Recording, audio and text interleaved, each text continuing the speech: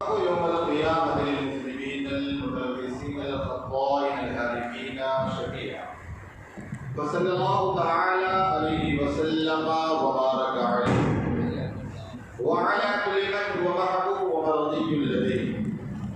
صلاة تبقى وتدوم بدوام الملك الحي القيوم. وأشهد أن لا إله إلا الله وحده لا شريك له ونشهد أن محمدا عبده ورسوله. أما بعد فأعوذ بالله من الشيطان الرجيم. بسم الله الرحمن الرحيم. لقد جاءكم رسول من أنفسكم عزيز عليه ما عنتم حريص عليكم بالمؤمنين رؤوف رحيم. صدق الله مولانا العظيم وصدق رسوله النبي الأمين المتين المختار الكريم. ونحن على ذلك لمن الشاهدين والشاكرين والحمد لله رب العالمين. هو الحبيب الذي ترجى شفاعته لكل حول من الأحوال مقتحم. ثم الرضا عن أبي بكر وعن عمر وعن علي وعن عثمان ذي الكرم. يا رب بالمصطفى بلغ مقاصدنا فارسل لنا ما بدا يا واسع الكرم يا رب العالمين يا رب العالمین. حاضرین محفل السلام علیکم ورحمۃ اللہ وبرکاتہ. الحمدللہ اللہ تبارک و تعالیٰ کے فضل سے سب سے افضل جگہ بیٹھ کر سب سے افضل رات میں بیٹھ کر سب سے افضل رسول کا ذکر کریں. جو کہ آج کی رات بھی سب سے افضل اور یہ جگہ بھی سب ساری جگہوں میں افضل اور جس نبی کا ذکر کیا جا رہا ہے وہ نبی بھی سارے نبیوں میں افضل اور آپ جو بیٹھے ہیں نا یہ امت بھی ساری امتوں میں افضل ہے نا. الحمدللہ یہ اللہ کا فضل ہے کہ افضل امت بھی افضل جگہ بھی اور افضل رات بھی تو افضل رسول کا ذکر بھی ہو رہا ہے. اور آپ بھی یقیناً بڑے ہی مبارکباد کے لائق ہیں کہ اس رات میں آپ یہاں پر جمع ہیں. ورنہ بہت سارے افراد اپنے اپنے گھر والیوں کو لے کر ساری جگہ لائٹ دکھانے کے لیے نکل پڑے, لیکن آپ لوگ خوش نصیب ہیں کہ مسجد میں بیٹھ کر اللہ اور اس کے رسول کا ذکر کریں.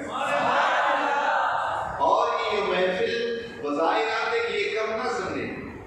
اس لیے کہ محفل کی قبولیت افراد سے نہیں ہوتی کہ کتنی بھیڑ ہے اس سے نہیں ہے. بس سب سے کامیاب محفل وہ ہوتی جو رب کی بارگاہ میں قبول ہوتی ہے. ورنہ تو آپ دیکھیں غیر لوگ کی بڑی تعداد میں پبلک کو اکٹھا کر لیتے لیکن قبول نہیں ہے. بس اگر ہم تھوڑے ہیں لیکن ہم سے زیادہ اللہ کے فرشتے موجود ہیں. بس اللہ رب العزت کی بارگاہ میں دعا ہے کہ اللہ اس محفل کو اپنی بارگاہ میں قبول فرمائے. اور آپ یہاں بیٹھے یہ نہ سمجھے کہ ہم گاچی واڑ میں بیٹھے ہیں, بلکہ اللہ تبارک و تعالیٰ اپنے فرشتوں کے درمیان اس محفل پر فخر کر رہا ہے. اس لیے کہ حدیث پاک کے اندر آتا ہے کہ ایک مرتبہ آقا کریم صلی اللہ علیہ وسلم آپ مسجد نبوی میں تشریف لاتے تھے کہ صحابہ کرام جس طرح ہم بیٹھے نا, بہرحال ان سے ہم تشریح نہیں دے سکتے کیونکہ صحابہ کا ذکر کا انداز بڑا الگ ہوتا ہے. صحابہ کرام بیٹھے اور آقا کریم صلی اللہ علیہ وسلم کی ولادت کا تذکرہ کر رہے تھے. اب آقا کریم صلی اللہ علیہ وسلم اپنے گھر میں تھے, باہر تشریف لائے مسجد نبوی میں. آ کر آقا صحابہ کرام رضوان اللہ تعالیٰ علیہ اجمعین سے ارشاد فرماتے ہیں, اے میرے صحابہ یہ بتاؤ تم کیا کر رہے ہو؟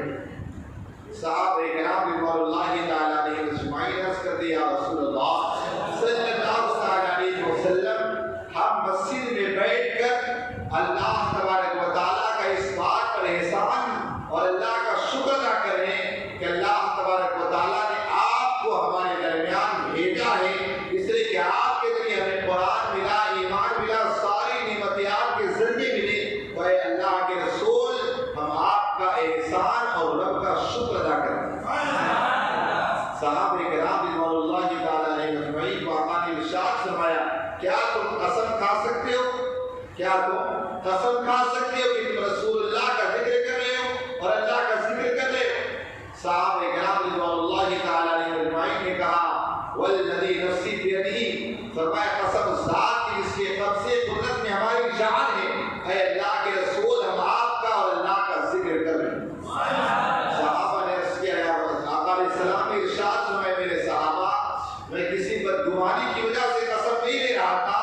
بلکہ اس بات پہ مہر لگا رہا تھا کہ ابھی میرے پاس جبریل امی آئے، عرض کرتے یا رسول اللہ صلی اللہ علیہ وسلم آپ کے صحابہ آپ کی اور اللہ کی یاد میں محفل سجا کر مسجد نبی میں بیٹھے اور اللہ تبارک و تعالیٰ آسمانوں میں فرشتوں کے درمیان اس پر فخر کر رہا ہے۔ یہاں بظاہر آپ یہاں بیٹھے ہیں لیکن ذکر ان کا کیا جا رہا ہے کہ جس کے ذکر کرنے پر اللہ تبارک و تعالیٰ فخر کرتا ہوا نظر آتا ہے۔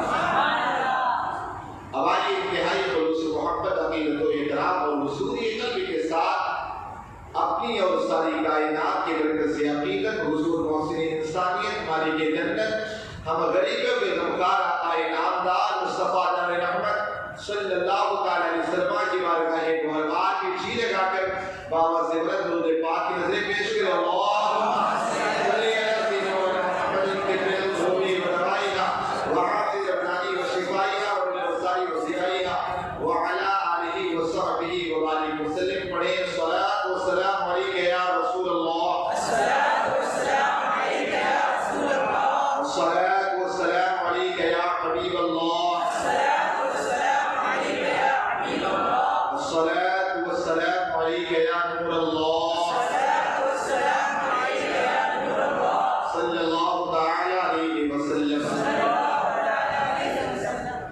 الحمدللہ ہم نے 12 دنوں میں درود پاک کی محفل سجائی، تقریباً 1.5 لاکھ الحمدللہ ہم نے درود السلام کی ہدیہ پیش کی۔ اصل میں ہر دن ہم درود پاک بظاہر یہ دانے ڈال کر کے صرف الصلاۃ والسلام علیہ یا رسول اللہ پڑھتے نہیں تھے بلکہ عرش کا سایہ تلاش کر رہے تھے، عرش کا سایہ تلاش کر رہے تھے، اس لیے کہ آقا کریم صلی اللہ تعالی علیہ وسلم نے ارشاد فرمایا قیامت کے دن اللہ کے عرش کے علاوہ کوئی سایہ نہیں ہو۔ آپ دیکھیں اگر یہاں دھوپ ہو، یہ دنیا کی دھوپ ہے، اس دھوپ کو ہم برداشت نہیں کر پاتے کہ سایہ تلاش کرتے کبھی چھاؤں کہاں جاتے ہیں تاکہ اس دھوپ سے بچ سکے، دنیا کی دھوپ کو ہم برداشت نہیں کر سکتے، تو قیامت کے دن آج سورج الٹا چمک رہا ہے اور لاکھوں کروڑوں میل دور ہم سے ہے، لیکن کل قیامت کے دن آپ دیکھیں یہی سورج سوا نیزے پہ ہوگا، آج جو پیٹ کے بلے اسے سیدھا ہوگا، تو آپ سوچیں ذرا اس دن سائے کی ضرورت ہوگی تو کیا کر سکتے؟ اسی وجہ سے کہا گیا اس میدان محشر میں انسان اپنے پسینے میں اپنے چونکہ اتنی گرمی ہوگی نا، کوئی اپنے پسینے میں ٹکنوں تک، کوئی گانٹھ تک، کوئی کمر تک، کوئی ریاں تک، کوئی سر تک، کوئی پورا پورا ہوگا۔ اب اس سے آپ کی سائے کی ضرورت ہوگی۔ آقا کریم صلی اللہ علیہ وسلم ارشاد فرماتے قیامت کے دن 3 ایسے بندے ہوں گے جسے اللہ تبارک و تعالیٰ اپنے عرش کے سائے میں جگہ عطا فرمائے۔ پہلا وہ بندہ آقا ارشاد فرماتے ہیں جو میرے پریشان حال امتی کی کسی پریشانی کو دور کرے، وہ دنیا کی پریشانی کو دور کرے گا، اللہ تعالیٰ اسے عرش کے سائے میں جگہ عطا فرمائے۔ اور آقا ارشاد فرماتے دوسرا وہ بندہ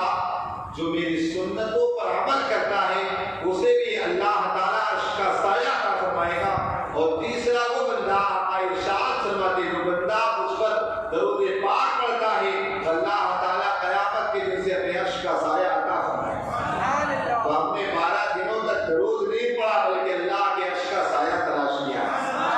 دعا کہ اللہ اپنے عرش کے سائے میں ہمیں جگہ عطا فرمائے۔ شاعر کہتا ہے کہ دنیا میں یقین بہت سارے آئے، زمانے میں آئے بہت آنے والے، زمانے میں آئے بہت آنے والے، کوئی تجھسا نہ آیا نہ وہ آنے والے،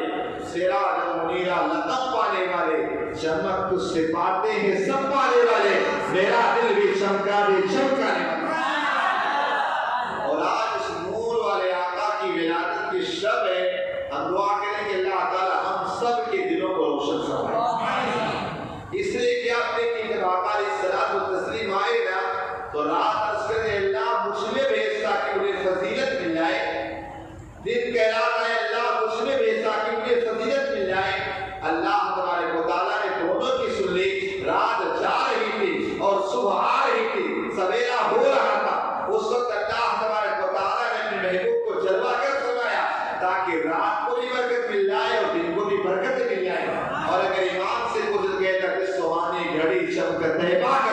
حسن فروت ساعت پہ لاکھوں سلام۔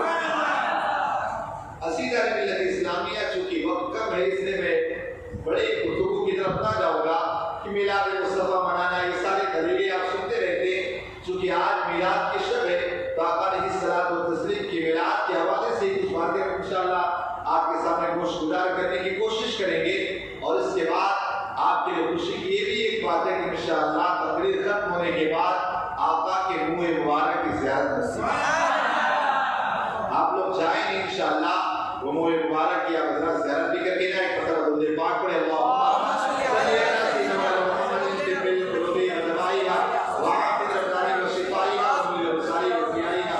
وعلی آلہ وصحبہ وبارک وسلم۔ عزیزان ملت اسلامیہ، آقا کریم صلی اللہ علیہ وسلم ارشاد فرماتے ہیں کہ اللہ تبارک و تعالیٰ نے مجھ محمد کو اسماعیل علیہ السلام کے قبیلے کنانہ میں اور سب سے افضل خاندان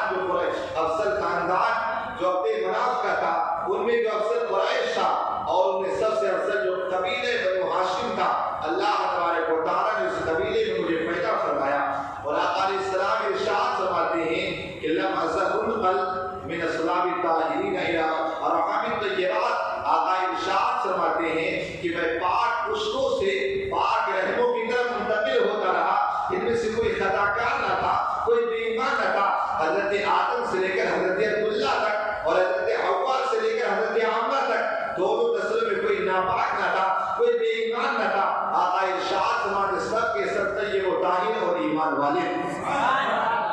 آقا ارشاد فرماتے ہیں کہ اللہ ارشاد فرماتا کنت کنزا مخفیا فاحببت غرفا، میں ایک چھپا ہوا خزانہ تھا، جب میں نے چاہا لوگ مجھے جانے تو اللہ ارشاد فرماتا ہے میں نے سب سے پہلے نور مصطفیٰ کو پیدا فرمایا۔ اللہ نے سب سے پہلے نور مصطفیٰ کو پیدا فرمایا، لیکن اس وقت نہ لوح تھا، نہ قلم تھا، نہ زمین تھی، نہ آسمان تھا، کوئی چیز نہ تھی۔ تو اللہ تبارک و تعالیٰ نے آگے اس نور کو رکھا کہا تو مفسرین فرماتے ہیں اللہ تبارک و تعالیٰ نے اس نور کو اپنے آغوش رحمت میں رکھا، جب تک چاہا اللہ تبارک و تعالیٰ نے اس نور کو دیکھتا رہا۔ اس کے بعد جب اللہ تبارک و تعالیٰ نے اسی نور کے ذریعے سے لوح کو پیدا فرمایا، قلم پیدا فرمایا، زمین پیدا فرمائی، آسمان پیدا فرمایا، یہاں تک اس ساری چیزوں کو بنانے کے بعد اللہ تبارک و تعالیٰ نے حضرت آدم علیہ السلام و تسلیم کو پیدا فرمایا۔ آدم علیہ السلام کی جیسے روح آتی ہے اور آپ کے پشت میں اس نور محمد کو اللہ تبارک و تعالیٰ جلوہ گر فرما دیتا ہے۔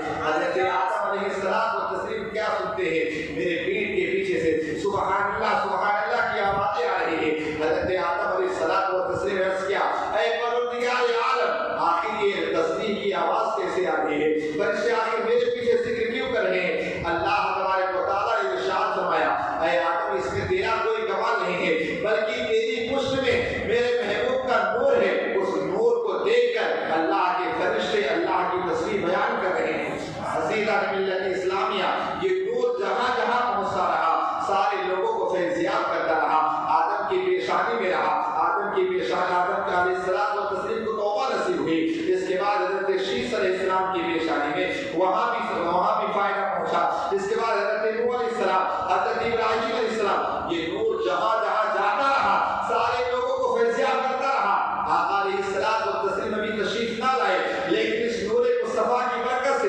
جن جن لوگوں نے دعائیں کی، اللہ تبارک و تعالیٰ نے اس نور مصطفیٰ کی برکت سے سارے لوگوں کی دعاؤں کو قبول کر لیا۔ چاہے وہ آدم کی توبہ ہو، حضرت ابراہیم علیہ السلام کے نار نمرود سے بچنا ہو، اللہ تبارک و تعالیٰ نے سب کو اسی نور مصطفیٰ کے ذریعے نجات عطا فرمائی۔ اللہ نے اسی نور مصطفیٰ کے ذریعے سارے لوگوں کو برکتیں عطا فرمائی۔ اور آقا علیہ السلام و تسلیم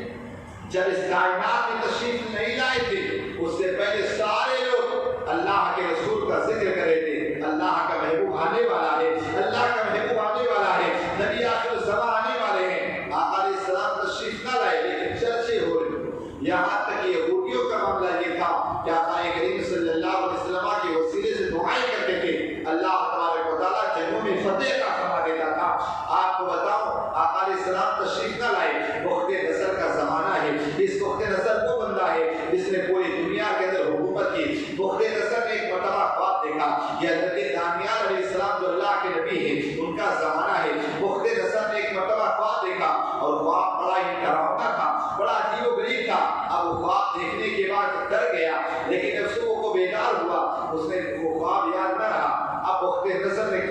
کو بلایا اور کہا میں نے آج رات خواب دیکھا ہے اور اس خواب کو میں بھول چکا ہوں، لیکن مجھے اتنا یاد ہے وہ خواب بڑا ہی ڈراونا تھا۔ آخر وہ خواب کیا ہے؟ سارے نجومی، سارے کاہن خاموش ہو، کوئی جواب نہ دے سکا۔ اب اس کے بعد بخت نصر نے کہنے لگا اگر تو میرا خواب اور اس کی تعبیر نہ بتائے سارے لوگوں کی گردنیں مار دوں گا۔ پورے ملک کے اندر، پوری دنیا کے اندر اعلان ہوتا ہے کہ بخت نصر نے ایک خواب دیکھا ہے، اگر اس کی تعبیر کوئی نہ بتائے گا سارے کاہنوں کی گردنیں مار دی جائے گی۔ جب یہ بات حضرت دانیال علیہ الصلوۃ والتسلیم کی بارگاہ میں پہنچتی ہے، حضرت دانیال علیہ الصلوۃ والتسلیم نے کہا جاؤ اس کو بتا دو کہ میں آ کر کے اس کا خواب بھی بتاؤں گا، اس کی تعبیر بھی بتاؤں گا۔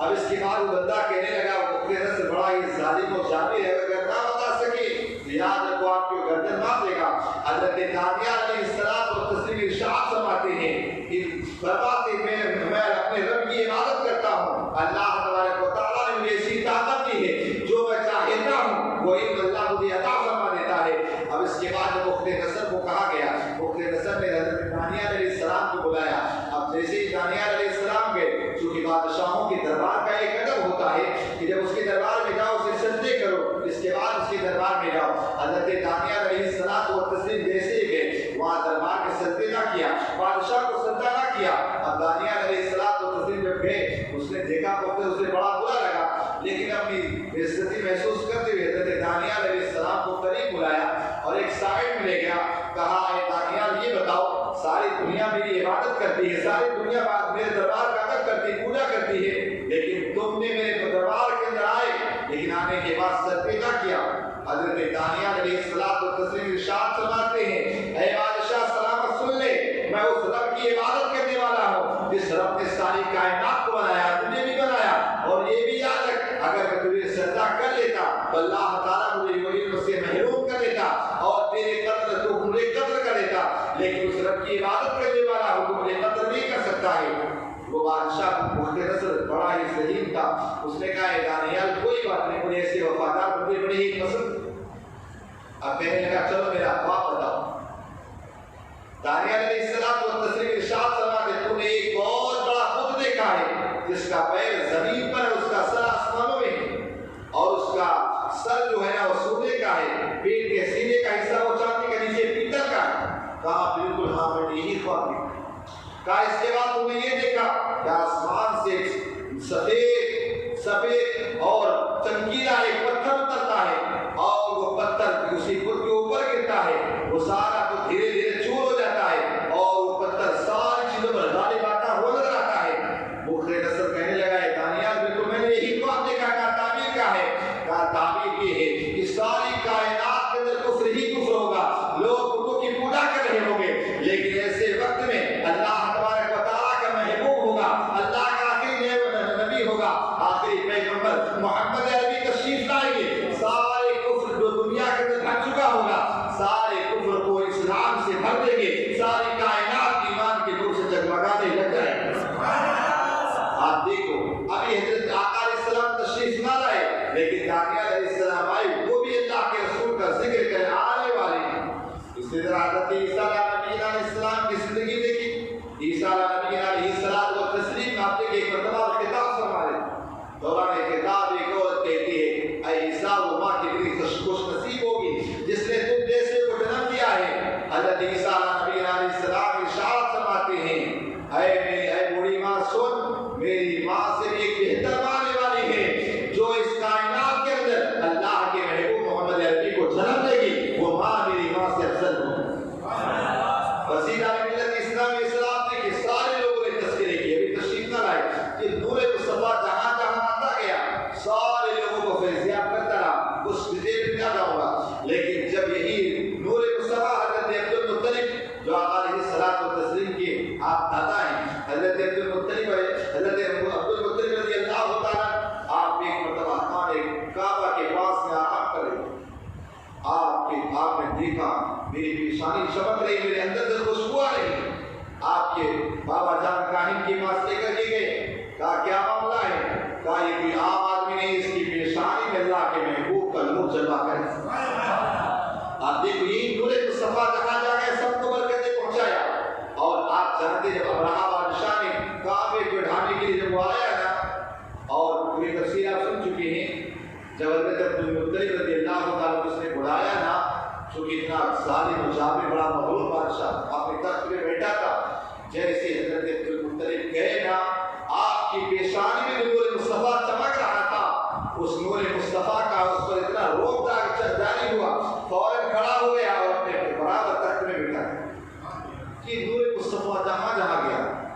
یہ نور مصطفیٰ جب آقا علیہ السلام کے والد گرامی حضرت عبداللہ رضی اللہ تعالیٰ کی پیشانی میں آیا،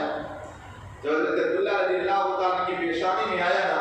تو مکے کی ہر عورت کہتی تھی اے عبداللہ تو مجھ سے نکاح کرو، اے عبداللہ مجھ سے نکاح کرو۔ بڑے بڑے خاندانوں کی لوگ عورتیں نے کہا کرتی تھی عبداللہ مجھ سے نکاح کرو، اور حضرت عبداللہ رضی اللہ عنہ راستے اور گلیوں سے گزرا کرتے تھے نا، ساری عورتیں اپنی طرف متوجہ کرتی، یہاں تک کہ کئی عورتیں ایسی تھی کہ کاش میرے ساتھ زنا ہی کر لے تاکہ میرے حصے بھی پورا جائے، کیونکہ آقا کریم صلی اللہ علیہ وسلم ابھی تشریف نہ لائے تھے، لیکن سارے لوگوں میں یہ بات نیا ہو گئی تھی کہ اللہ کا محبوب مکے کے اندر جلوہ گر ہونے والا، مکے کے اندر جلوہ گر ہونے والا ہے۔ اب اس کے بعد حضرت عبداللہ رضی اللہ عنہ کا نکاح حضرت آمنہ رضی اللہ عنہ سے ہو گیا۔ ابھی بھی ساری عورتیں کہتی اے عبداللہ مجھ سے نکاح کر لو، عبداللہ میرے ساتھ شادی کر لو،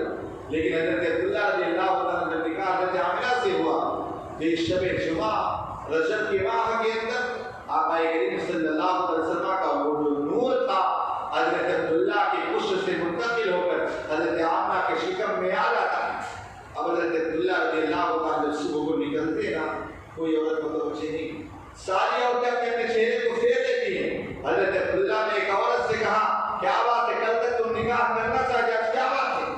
وہ عورت کہنے لگی عبداللہ تیری شانی میں جو نور چمک رہا تھا وہ نور تو آمنہ کی گود میں آمنہ کی قسمت سے چلا گیا، اب ہمیں اس سے شادی کر کے کیا فائدہ؟ جیسے حضرت آمنہ رضی اللہ تعالیٰ کے شکم ناز میں آقا کریم صلی اللہ علیہ وسلم آتے ہیں، اس کے بعد حضرت آمنہ خود بیان فرماتے ہیں کہ میرا پورا گھر خوشبو سے معطر ہو جاتا ہے، پورا کا میرے بدن سے خوشبو آنے لگی۔ اور اس کے بعد کہتی میں صبح کو جب اٹھی نا اور اس کے بعد برتن لے کر کنویں کی طرف پانی لینے کے لیے جاتی ہوں نا، کہتی میں جس راستے سے گزرتی ہوں، جس پہاڑ کے قریب سے گزرتی ہوں، جس درخت کے قریب سے گزرتی ہوں، جس کنکڑ پر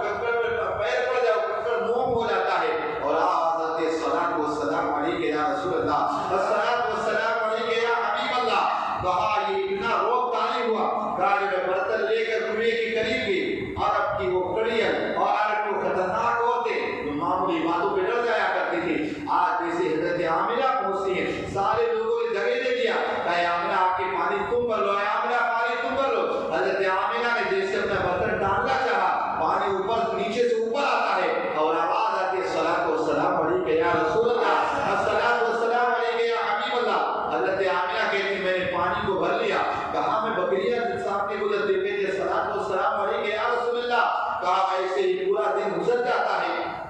حضرت آمنہ رضی اللہ تعالیٰ کہتی میں اپنے آپ پہ ڈرنے لگی، کیا میرے اوپر کسی نے جادو کر دیا ہے، کیا سحر کر دیا؟ کہا رات جیسی ہوتی ہے، شام ہوتی میں جیسے چراغ جلانے کے لیے جاتے اس سے زیادہ میرا گھر روشن ہوتا نظر آتا ہے، میرا گھر روشن رہتا ہے۔ میں بہت ہی ڈر گئی جب رات کا وقت ہوتا ہے، میں نے خواب میں دیکھا ایک بزرگ کو دیکھا جو حضرت عبدالمطلب رضی اللہ عنہ سے مشابہ تھے، کہتے اے آمنہ بیٹی تو ڈر نہیں، تو ڈرنے کی کوئی ضرورت نہیں ہے، تیری کوکھ میں اللہ کا محبوب جلوہ گر ہے، اللہ کا نبی جلوہ گر ہو گیا ہے، وہ جب دنیا میں آئے گا یتیموں کو سہارا دے گا، بیواؤں کو سہارا دے گا، جو دنیا کے اندر ظلمت ہے اس کو روشنی سے تبدیل کر دے گا۔ اے آمنہ تجھے پریشان ہونے کی ضرورت نہیں۔ حضرت آمنہ رضی اللہ تعالیٰ عنہ کہتی ہے مجھے پھر 9 ماہ تک عام عورتوں کی طرح کوئی تکلیف نہ ہوئی۔ ارے تکلیف کیسے دے بھی سکتا ہے جو سارے تکلیفوں کو دور کرنے والے اور بے سہاروں کا سہارا بن کر آیا ہے،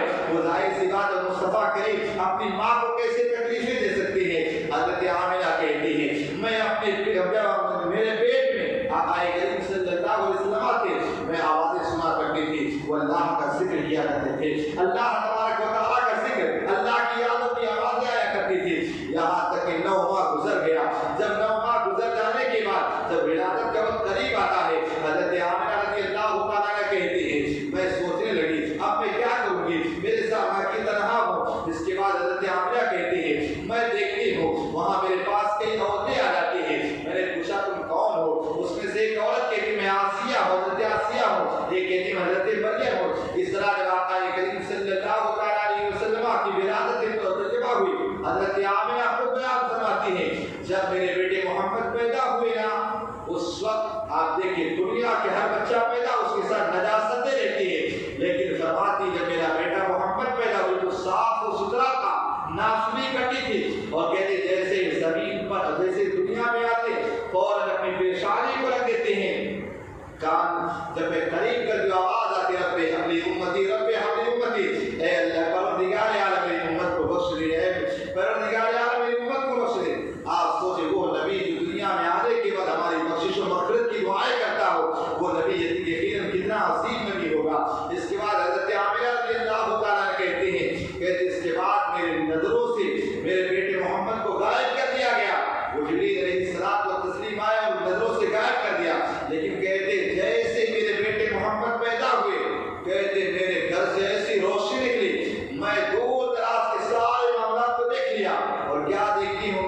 چھت پر ستارے جھک جھک کر آوازیں لے کے الصلاۃ والسلام علیک یا رسول اللہ، الصلاۃ والسلام علیک یا حبیب اللہ کا اس طرح آوازیں آتی ہیں، ایسا لگتا تھا کہ تارے بھی ٹوٹ کر گر نہ جائے،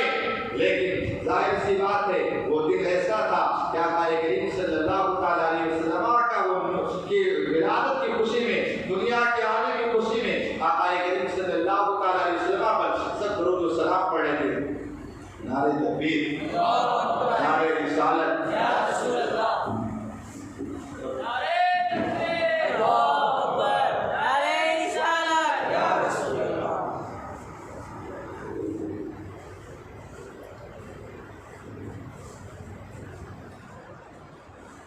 تشریف رکھے ہوتا درود پاک پڑھیں، اللہم صلی علی سیدنا وسلم علیہ صلاۃ و سلام علیک سیدی یا رسول اللہ صلی اللہ تعالی علیہ وسلم۔ حضرت آمنہ رضی اللہ تعالی آقا علیہ السلام کا میلاد خود بیان فرماتی ہیں کہ ستارے جھک جھک کر میرے بیٹے محمد پر صلاۃ و سلام علیک یا رسول اللہ پڑھ رہے تھے، یہاں تک کہ جب آقا کریم صلی اللہ علیہ وسلم کی ولادت ہو گئی نا، سارے لوگ آپس میں مبارکبادیاں دے، سارے لوگ چرین فرین آپس میں، یہاں تک کہ درخت بھی، یہاں تک کہ پتھر بھی آپس میں مبارکبادیاں دے رہے ہیں، لوگوں تو آئے تمہیں مبارک ہو، اللہ کا آخری رسول آ گیا جو بیواؤں کو سہارا دے گا، یتیموں کے سر پر ہاتھ پھیرنے والا آ گیا۔ یقیناً اس عرب کی سرزمین پر آپ دیکھیں آقا کریم صلی اللہ علیہ وسلم تشریف لائے، جہاں معاملہ یہ تھا عرب کی کٹر دل انسان جو پتھروں کی پوجا کر کر کے پتھر بن گئے تھے، لیکن جب میرے آقا صلی اللہ علیہ وسلم تشریف لائے نا تو ظاہر سرزمین عرب کے لوگوں کو شیر و شکر بنا۔ آپ جانتے آقا کریم صلی اللہ علیہ وسلم نے سب سے پہلے اپنی ماں آمنہ رضی اللہ عنہا کا دودھ پیا، اس کے بعد اپنے صہیبہ کا، اور اس کے بعد آئی حلیمہ لے کر چلی جاتی ہے، اور کسی موقع سے انشاءاللہ آپ سماعت کریں گے کہ آقا علیہ السلام تسلیم کا بچپن کیسا تھا، بچپن ایسا تھا کہ آپ بچپن میں بھی ایسے نہیں ہو سکتے۔ تو آقا کریم صلی اللہ علیہ وسلم جو دنیا میں تشریف لائے نا، یہی نہیں ہر ایک اس کی برکتیں تھی۔ ایک خالی روایت آپ کو بیان کر دوں، علامہ ابن حجر اسقلانی نعمت الکبریٰ کے اندر نقل فرماتے ہیں کہ ابو عامر یمنی بندہ تھا، اس بندے کی ایک بیٹی تھی نا، وہ اپاہج تھی، والد زدہ تھی، کوڑ پورے بدن میں۔ اب اس کے بعد اس کے گھر میں ایک بہت بڑا کتا، ہر دن وہ آدمی ابو عامر یمنی جو تھا نا اپنے گھر میں اسی بت کی پوجا کرتا، اس بیٹی کو لے کر کے شفا دے دے شفا دے دے، لیکن ایک زمانہ گزرنے کے بعد اسے شفا نہ ملی نا، اسے شفا نہ ملی نا، ایک دن وہ چھت کے اوپر بیٹھا تھا، چھت پر بیٹھا تھا اور اپنی بیوی کو کہنے لگا کہ دیکھ اتنے سالوں سے اس کی عبادت کرے، اس کی پوجا کر رہے ہیں، لیکن یہ خود ہماری کوئی مدد نہیں کر رہا ہے، لہذا ہم یہ چاہ رہے ہیں کیا آپ صحیح دین اور صحیح مذہب کو تلاش کرو، صحیح دین اور صحیح